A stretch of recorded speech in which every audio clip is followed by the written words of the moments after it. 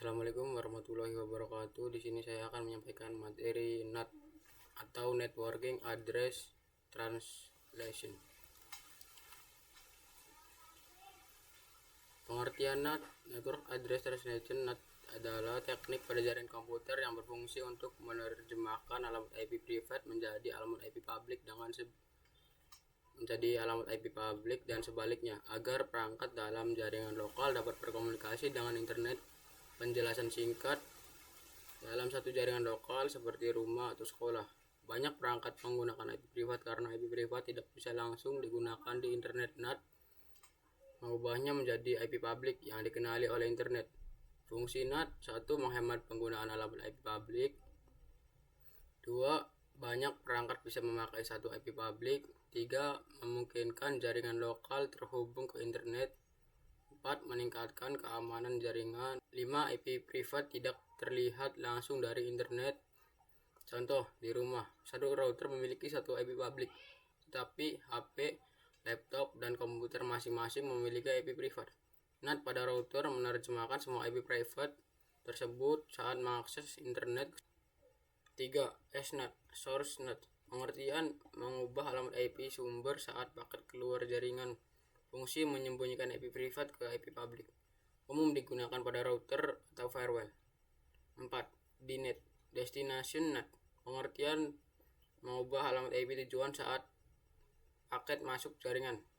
Fungsi: mengarahkan kesimpulan. NAT sangat penting karena memungkinkan banyak perangkat dalam satu jaringan lokal menggunakan satu koneksi internet secara aman dan efisien. Jenis-jenis NAT. 1. Static NAT.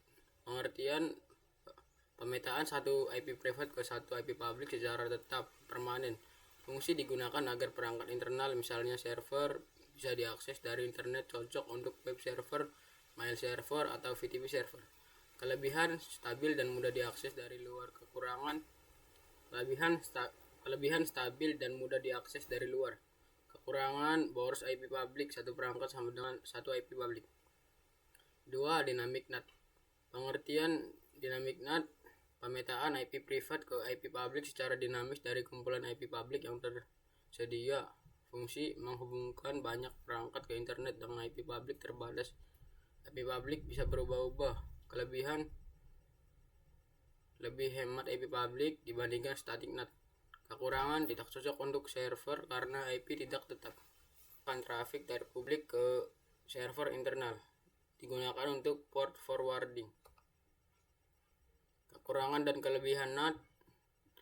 Kelebihan: menghemat penggunaan IP publik, meningkatkan keamanan jaringan karena IP privat tersembunyi, banyak perangkat bisa diakses internet dengan satu IP publik, mengurangi biaya jaringan, fleksibel untuk membuat server internal, port forwarding. Kelemahan NAT: dapat menurunkan performa jaringan saat trafik tinggi, akses dari internet ke jaringan lokal tidak langsung, beberapa aplikasi dan layanan jaringan tidak kompatibel. Konfigurasi NAT bisa cukup rumit, menyulitkan pelacakan IP asli saat troubleshooting. Cara kerja NAT. NAT bekerja dengan menerjemahkan alamat IP privat menjadi IP publik dan sebaliknya, agar perangkat di jaringan lokal bisa berkomunikasi dengan internet. 1. Perangkat di jaringan lokal mengirim data. Contoh, komputer dengan 192.168 ingin membuka website. IP ini adalah IP privat, tidak bisa langsung dikenal di internet. 2. Data melewati router NAT. Router yang memiliki fitur NAT menerima paket data tersebut.